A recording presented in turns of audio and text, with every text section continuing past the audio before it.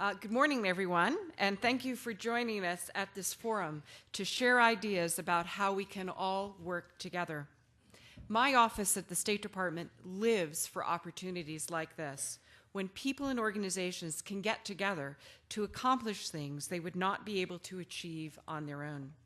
So having educators, business people, and government officials in one place looking for ways to collaborate is one of the highlights of my trip to South Africa.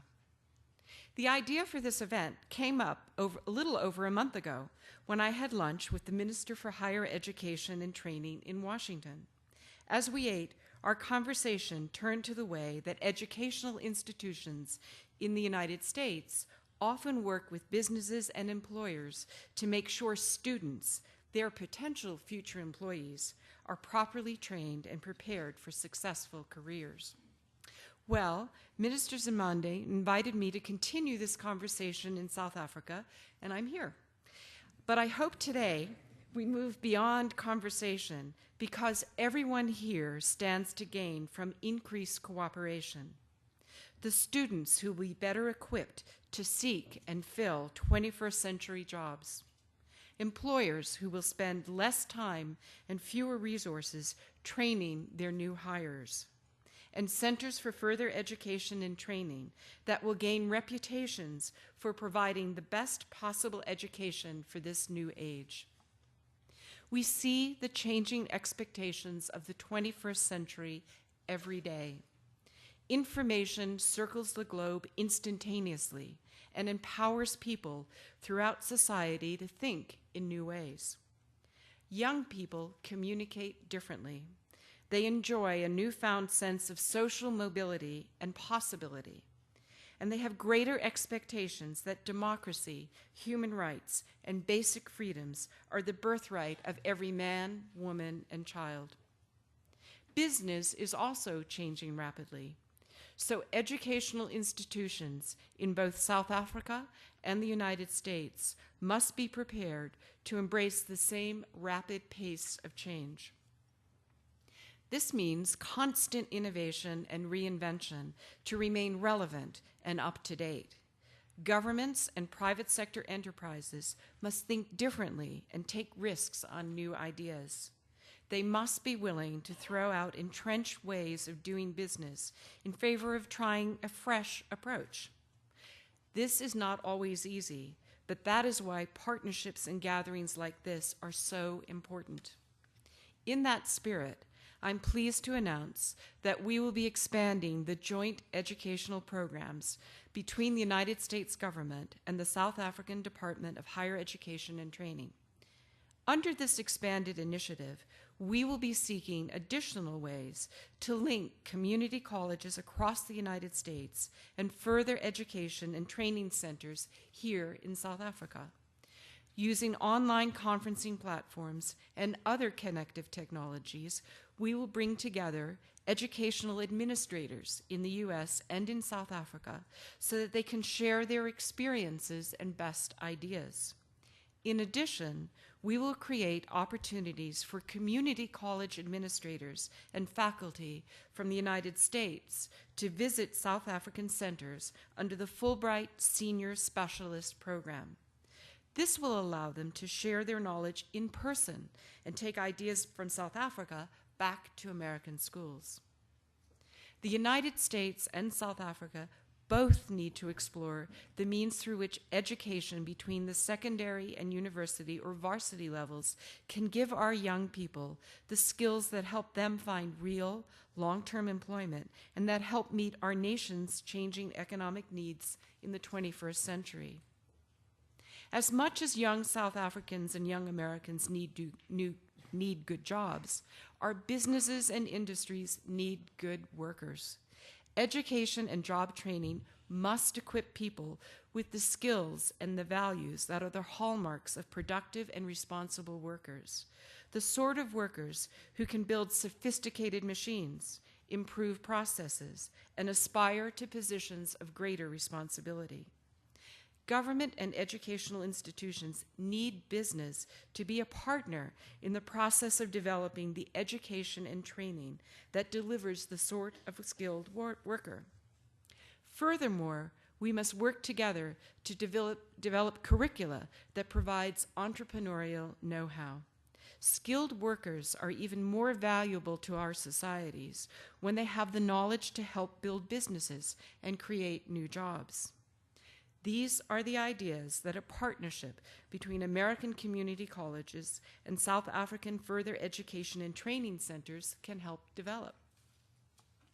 Working together and bringing in ideas and advice from the private sector, I know that we can bring innovation into our educational systems and begin to answer the challenges of creating good jobs for our people, the right workers for our businesses, and creating the new entrepreneurial opportunities and economic growth our countries need.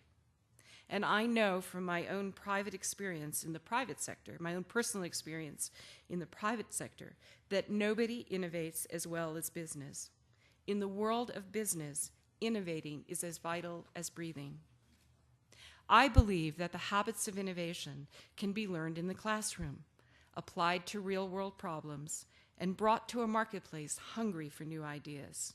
It's a formula that can work across cultures and continents because collaboration, critical thinking, and problem-solving are universal human traits.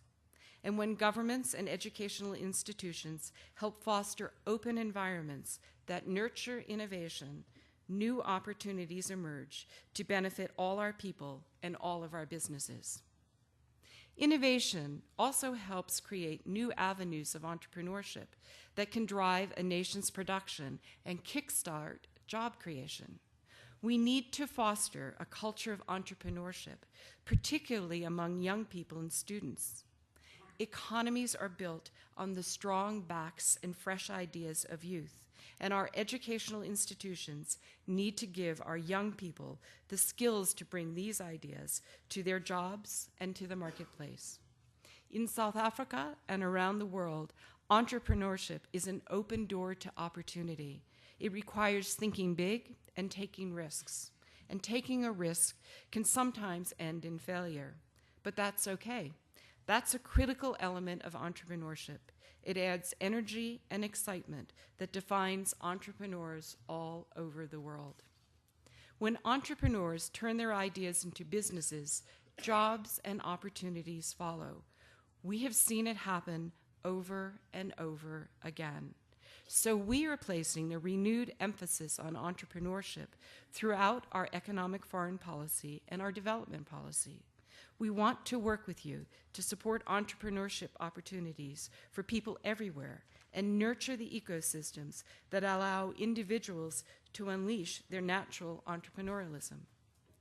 I believe we should expect our educational institutions to play a role in creating and nurturing entrepreneurial abilities, and I think it is up to the people like those of us in this room to make that expectation a reality.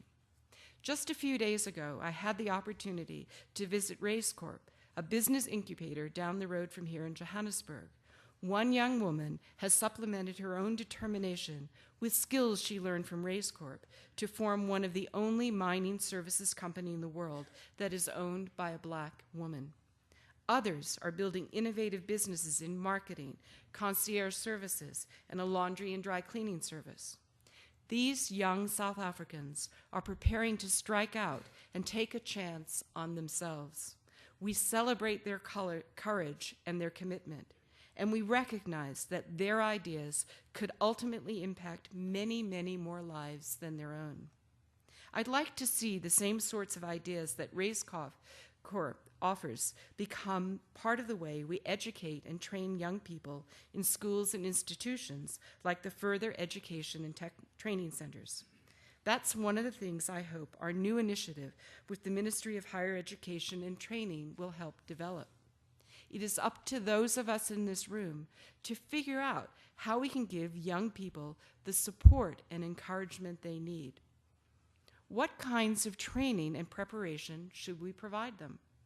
How can we harness our networks and new technology to help lower the barriers to entry for more people? How can we make sure as many people as possible can take advantage of these opportunities? President Obama and Secretary Clinton have asked us to seek out ways to stimulate innovation and to support young people around the world. Jumping off point today to help strengthen the networks that tie us together and that will carry us forward in the coming years. At the heart of all of this is a profound belief in the human spirit, in our unrelenting drive to go farther and faster and to constantly refine and improve. If we can help amplify the power of individuals, if we can give students the instruments to discover new worlds, we will unlock possibilities the world has never even imagined.